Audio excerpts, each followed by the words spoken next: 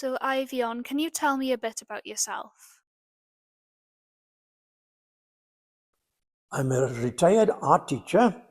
I taught for 20 years and still painting, taking pictures, and I've been a deacon in Copper Chapel since 1953. Okay, and what is your connection to this chapel in particular? Brought up here, used to go to the Sunday school. I'm still going here. I'm an elder here, and the trouble is, organized religion, I'm afraid, is going out. So, when did you first come to this chapel then? I came here with when my brothers, I was one of 7 brothers, Yeah.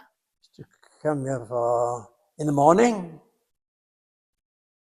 and in Sunday school in the afternoon, and then we got older, we went also to the evening service as well. And there were various concerts here where they learnt you to Kodorkani, who was the person who did the singing, made sure that we did singing, and it was very interesting. We loved it. Yeah, that's lovely. I see you have a few paintings around the chapel that I've taken pictures of. What were your inspirations for your paintings? Well, I like using oil paintings and watercolors. Yeah. I like recording famous buildings, and Oh, this right, chapel yeah. and various other buildings in the village. I like recording them in paint. Was there ever a time when the chapel was threatened to close, maybe during the COVID-19 pandemic? Yes, I lost a brother, one of the first paramedics to die because of COVID, and that was a tremendous blow. Yeah. For us, and we were 7 boys, and not one girl. Lived in Highland Terrace, Yeah. quite near the chapel, and we lost a number of people to the choir because of COVID, and that was a tremendous blow to us, to everybody really. Yeah. And So the COVID-19 pandemic, it didn't just affect the chapel, it affected you personally as well with that loss. yes, Yeah. and very sad indeed. Could you tell me how has the chapel changed over time? Well, the lesson numbers, I remember 250 Oh, it's a lot. people in Yeah. Sunday school, yeah. And chapels of the bunch were brought up on template work and coal mining. That was where people worked. Yeah. The temple triangle,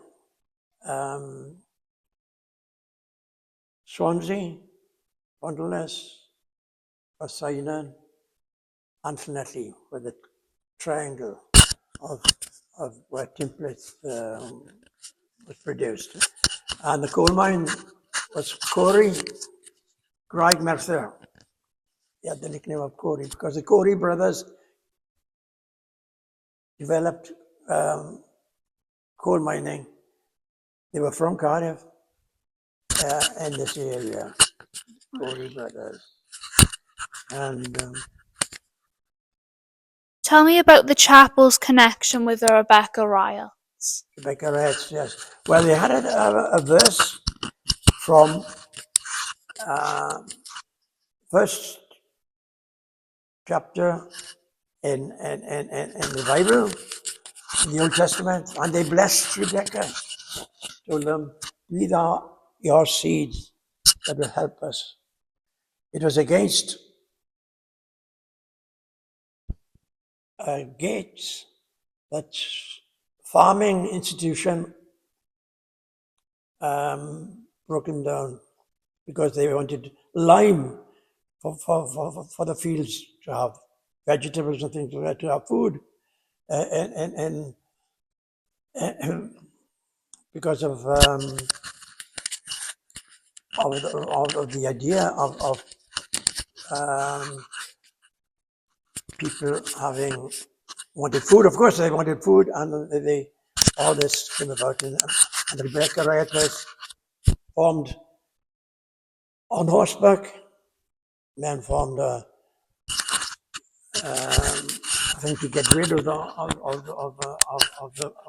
gates. And the famous person who was involved with Rebecca Wright is buried in our graveyard here. Do you still do Sunday services here? Yes, we do. In the morning, one service in the morning. And was this church used for anything in particular in the past? Like a community hall or? Well, yes, there was a large choir here, as you've seen. Downstairs, there was a large choir here. They taught singing. They had oratorios here. Famous people from all over Britain have been here. And Italian people have been here. Dennis O'Neill, famous singer, had his concert here. And he liked it, yeah, because the acoustics were ideal. So you'd say singing is a very big part of this church as a whole? Yes, I would say. What do you hope the church will look like in the future in terms of people coming into it? I wish I knew. And it's going out of fashion, unfortunately. You know, people have no interest unfortunately, and it's sad, really. Yeah. And to finish off, what are your favourite memories of this chapel? A full house with people singing. Yeah. That's wonderful. And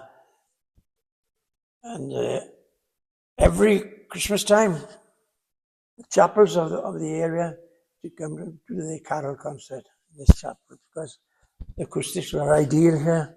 Yeah. And it was quite a spectacle with this. It holds about 900 people. And I wish those days would come back again. Yeah. But it just doesn't look like it. It's like it's losing the community feel as well, though. Yeah, the community was a very strong community here. And they stayed together, and they enjoyed singing. Yeah, because if you think about it, the parents of children could have sung here, then their children, then children of them. Yes. Generational thing. Generations, yeah. And but it's going out of fashion, unfortunately.